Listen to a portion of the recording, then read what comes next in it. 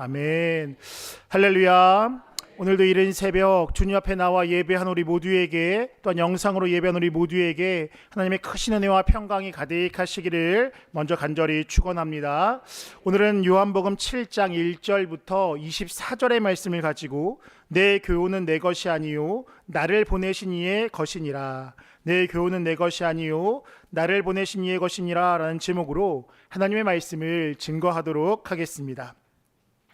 논문을 쓰거나 글을 쓰거나 재판에서 무엇을 주장하거나 아니면 무엇인가를 설명함에 있어 그 근거가 되거나 그 근본이 되는 자료가 무엇이냐는 그 글의 신빙성이나 권위를 정해주는 아주 중요한 요소가 될 수 있다라고 할 수 있습니다. 그렇게 어느 학자는 이렇게 이야기했다라는 식의 인용은 그 글의 권위를 세워주기도 하며, 재판에 있어서 어떤 대법원의 판례는 이렇게 판결했다라는 것은 그 재판에 영향을 미치는 중요한 요소가 될 수 있습니다.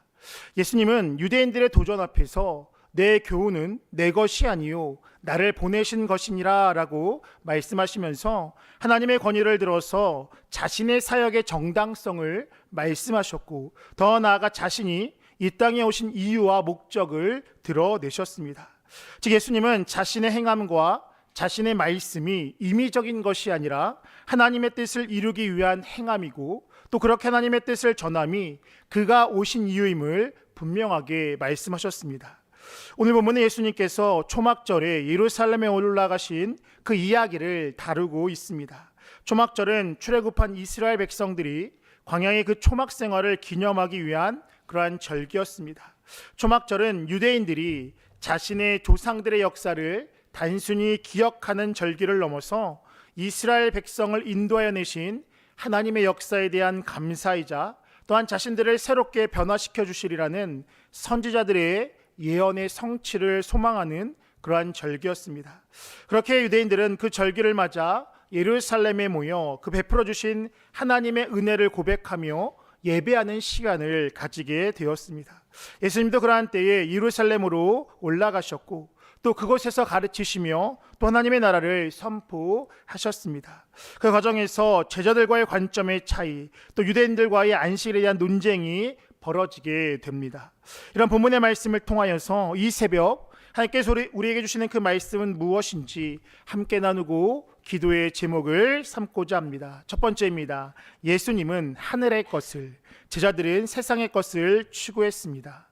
예수님은 하늘의 것을, 제자들은 세상의 것을 추구했습니다. 오늘 본문 1절부터 9절을 보면 예수님과 또 그의 제자들이 추구하는 목적과 모습이 각각 다름이 대조적으로 그려지고 있습니다. 오늘 본문을 보면 예수님의 제자들과 예수님을 따르는 무리는 예수님께서 보다 유명해지기를 바랬다라는 것을 알 수 있습니다. 그렇기에 그들은 갈릴리에서만 머물지 말고 초막절을 맞아 예루살렘으로 가기를 원했습니다. 그리고 그곳에 가서 갈릴리에서 행하셨던 물을 포도주로 만드는 사건, 또 왕의 신하를 고쳐주는 사건, 오병이어의 사건 등 표적과 기사들을 행하기를 바랬던 것이 그의 제자들의 모습이었습니다. 오늘 본문 3절과 4절에 이렇게 합니다. 그의 형제들이 예수께 이르되 당신이 행하는 그 일을 제자들도 보게 여기를 떠나 유대로 가소서. 스스로 나타나기를 구하면서 묻혀서 일하는 사람이 없나니 이 일을 행하려 하거든 자신을 세상에 나타내소서 하니라고 그렇게 이야기합니다. 왜 그들이 그렇게 했을까 생각해 보면 제자들이 예수님의 오심의 그 목적과 사역의 의미를 제대로 알지 못했기 때문입니다. 어제도 말씀드렸듯이 부활 이전에 그 예수님의 제자들이 가졌던 믿음은 진정한 믿음이었다라고 할 수 없었습니다. 그들은 예수님의 사역의 진정한 의미를 온전히 깨닫지 못했고, 기적과 이적을 통하여서 예수님이 유명해지면 자신들도 덩달아 그 이름을 내고 그로 인하여 일종의 부와 명예를 얻는 것이 그들의 마음이었고 그들의 바람이었을지도 모른다라는 것입니다. 그렇게 예수님은 세상이 자신을 미워해도 그의 제자들을 미워하지 않을 것이다 라고 이야기했습니다. 왜냐하면 그들이 예수님을 따른다 라고 이야기하지만 여전히 그들의 가치관과 생각은 세상과 다르지 않았기 때문이다라는 것입니다. 그런 중에 예수님은 그들의 요구를 거절하셨습니다. 오늘 본문 6절입니다. 예수께서 이르시되 내 때는 아직 이르지 아니하였거니와 라고 이야기합니다. 예수님의 제자들은 예수님을 통해서 세상의 것을 취하고자 했지만 예수님은 자신이 아니라 하나님의 뜻을 이루고자 하셨습니다. 공생의 기적을 통하여서 예수님은 부와 명예를 얻기에 충분했지만 예수님은 그 모든 것을 통해 천국의 복음을 선포하셨고 세상의 악함을 증언하면서 심판을 선포하시며 하나님의 나라를 이루어 가셨던 것입니다. 더 나아가서 자신을 드러냄이 중요한 것이 아니라 하나님의 때를 기다리며 하나님의 뜻을 이룸에 집중했던 것이 예수님의 모습이었습니다. 자, 그렇다면 우리는 과연 어떠한 삶을 살아야 하는 것일까요? 그 대답은 너무나 자명합니다. 우리도 예수님처럼 하늘의 뜻을 구하며 살아가는 것, 그것이 바로 우리의 모습이 되어야 할 줄 믿습니다. 세상의 가치관을 따라서 세상 속에 살아가는 것은 당장은 좋아 보일 수 있지만 그러나 그 끝은 멸망임을 우리는 분명히 알아야 한다라는 것입니다. 반면에 예수님을 따르는 삶은 당장은 어려워 보이고 그리고 당장에 내게 손해가 있는 것처럼 보일지 모르지만 그러나 그 끝은 승리이자 영광의 삶임을 우리는 분명히 기억하며 나아가야 하는 것입니다. 바라는 것은 예수님과 같이 이 세상이 아닌 하나님의 뜻을 따라 살아가는 우리 모두의 삶이 되시기를 간절히 축원합니다. 두 번째입니다. 삶을 통해 하나님이 또 예수님이 드러나고 증거되어야 합니다. 삶을 통해 하나님이 또 예수님이 드러나고 증거되어야 합니다. 오늘 보면 15절과 16절은 이렇게 말씀합니다. 유대인들이 놀랍게 여겨 이르되 이 사람은 배우지 아니하였거늘 어떻게 그를 아느냐 하니 예수께서 대답하여 이르시되 내 교훈은 내 것이 아니요 나를 보내신 이의 것이니라 라고 말씀하고 있습니다. 예수님께서도 초막절을 맞아 은밀히 예루살렘의 성전에 오르셔서 사람들을 가르치셨습니다. 내일 살펴볼 내용이지만 예수님은 그 초막절의 참된 의미를 선포하기 위하여 예루살렘에 오르셔서 가르치셨던 것입니다. 그런데 그 과정 가운데 그 가르침에 대해 유대인들이 놀라게 됩니다. 그들의 표현대로라면 예수님께서 성경을 배우지 않았는데 그들이 도저히 들어보지 못했던 성경의 깊은 진리를 가르쳤기 때문입니다. 이에 대해 예수님은 그 모든 것이 내가 아니라 나를 보내신 분, 즉 하나님으로부터 왔음을 분명하게 말씀하셨습니다. 예수님의 공생의 사건을 보면 이와 같이 예수님의 말씀을 통하여서 또한 예수님의 행하심을 통하여서 하나님의 지혜와 일하심이 드러나게 되었고 그것이 자신이 아니라 하나님으로부터임을 분명히 증거하셨습니다. 물론 그것이 자신이 하나님의 아들임을 나타내는 또 하나님의 아들임을 증명하는 요소가 되었지만 또한 자신의 삶을 통하여서 자신이 아닌 하나님이 드러나는 삶에 집중했던 것이 바로 예수님의 모습이었습니다. 이것이 바로 우리의 삶의 모습이 되어야 할 줄 믿습니다. 사도 바울도 사도의 직무를 이야기하면서 자신들의 삶을 통하여서 자신들의 이름과 자신들의 명예를 나타내는 것이 아니라 예수님이 드러나고 증거되어야 된다라고 분명하게 말씀하고 있습니다. 고린도후서 2장 14절부터 15절입니다. 항상 우리를 그리스도 안에서 이기게 하시고 우리로 말미암아 각처에서 그리스도를 아는 냄새를 나타내시는 하나님께 감사하노라. 우리는 구원받은 자들에게나 망하는 자들에게나 하나님 앞에서 그리스도의 향기니라고 이야기합니다.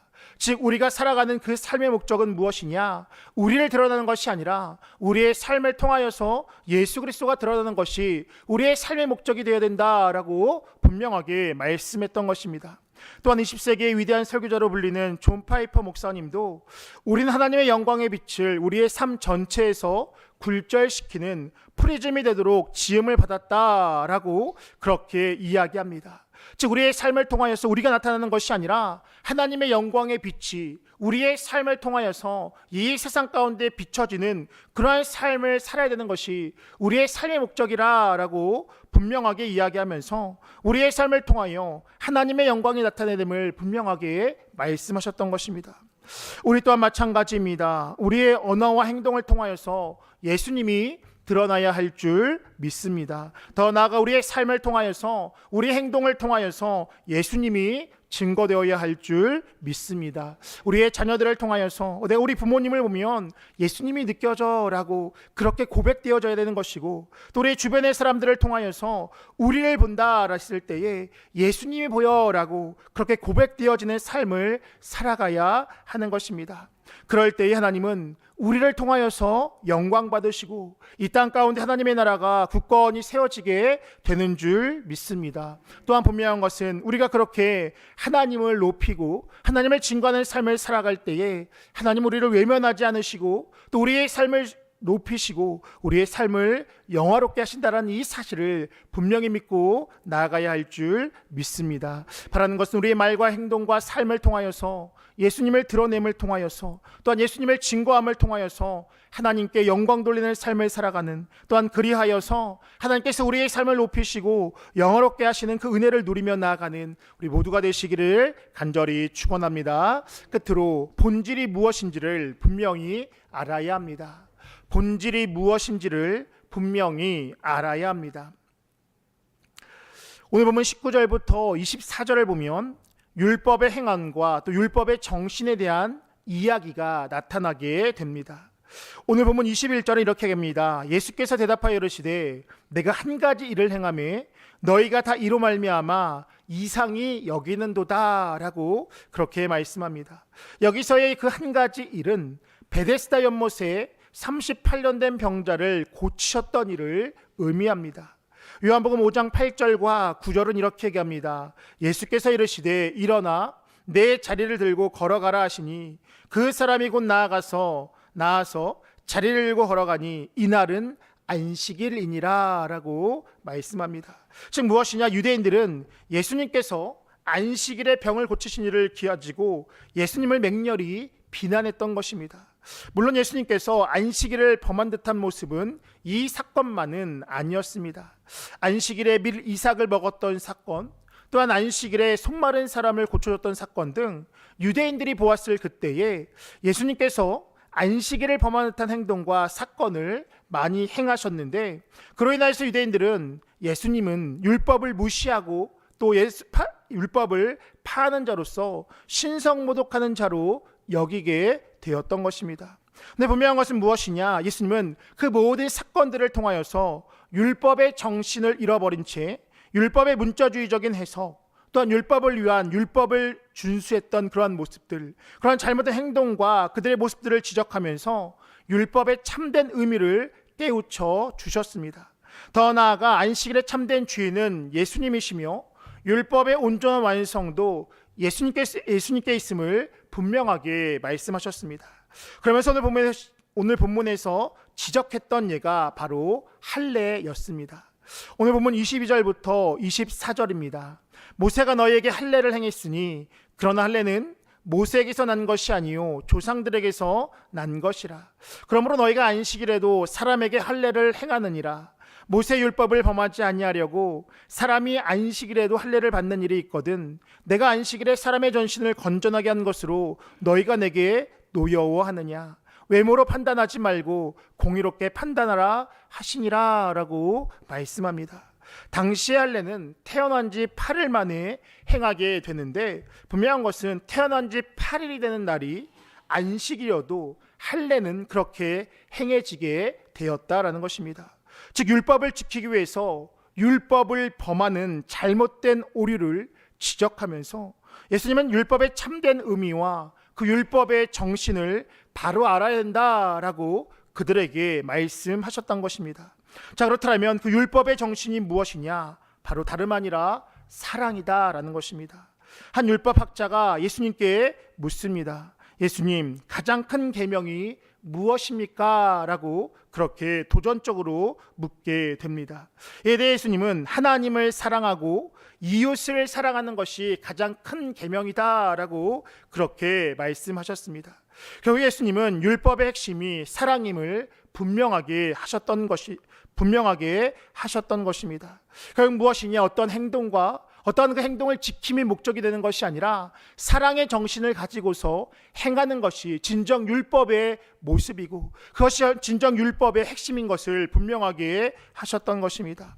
우리 또한 이 사실을 분명히 알아야 하는 것입니다. 한 조사에서 세상의 많은 사람들이 기독교를 싫어하는 이유 중 하나가 기독교인의 독성적인 태도와 행동이다라고 답한 것을 본 적이 있습니다. 물론 절대적 진리를 가진 종교로서 교리적으로 또 구원은 오직 예수님께만 있기에 배타적인 모습처럼 비춰질 수도 있는 것이 우리의 모습이다라는 것입니다. 그런데 분명한 것은 그것을 전하는 우리의 모습은 결코 그래서는 안 된다라는 사실입니다. 예수님께서 진리를 지키되 하나 없이 사랑으로 행하셨던 것처럼 우리 가운데 진리를 지키고 또 진리를 선포하되 우리 가운데에도 분명한 사랑이 있어야 하는 것입니다. 구제와 봉사의 모습 이전에 우리 가운데 사랑의 마음이 분명히 있어야 하는 것이고, 교훈과 책망 이전에 분명히 사랑하는 그 마음이 우리 가운데에 있어야 하는 것입니다.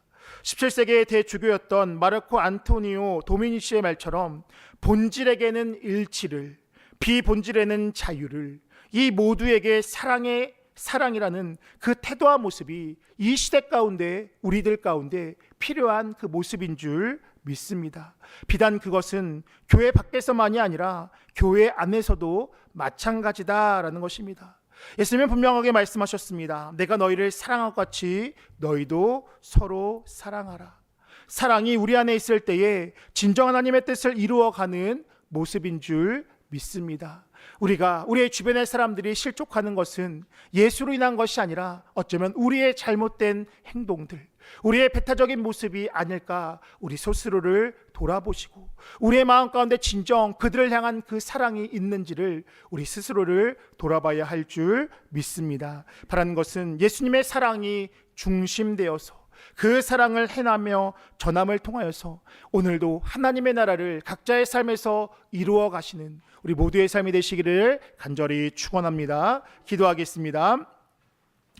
오늘도 살아계셔서 역사하시는 전능하신 하나님, 오늘도 눈이 오는 중에도 우리의 생명을 주시고 또 우리에게 건강을 주시고 우리에게 믿음을 주셔서 이른 새벽 주님 앞에 나와 예배하며 하루를 시작하게 하시니 참으로 감사를 드립니다. 오늘도 주님께서 주신 그 하루의 시간을 선용하며 주의 나라를 이루어가는 우리 모두가 되어질 수 있도록 인도하여 주시옵소서. 세상의 것이 아닌 하늘의 것을 따르고 추구하는 인생 되게 하여 주시며 우리의 말과 행동을 통하여서 우리의 삶을 통하여서 예수님이 드러나고 증거되는 삶을 살아가는 우리 모두가 되어질 수 있도록 인도하여 주시옵소서. 더 나아가서 그 예수님의 사랑을 힘입어 예수님의 사랑을 전하는 우리 모두가 되게 하여 주셔서 보다 넉넉하게 또 보다 사랑으로 세상을 품고 또 이웃을 품고 살아가며 하나님의 나라를 이루어갈 수 있는 우리 모두의 삶 되어질 수 있도록 인도하여 주시옵소서. 그리하여서 오늘도 하나님 앞에 잘했다 칭찬받는 우리 모두의 삶이 되어질 수 있도록 인도하여 주시옵소서. 이 새벽에도 주 앞에 나올 때에 귀한 예물을 드린 자들이 있습니다.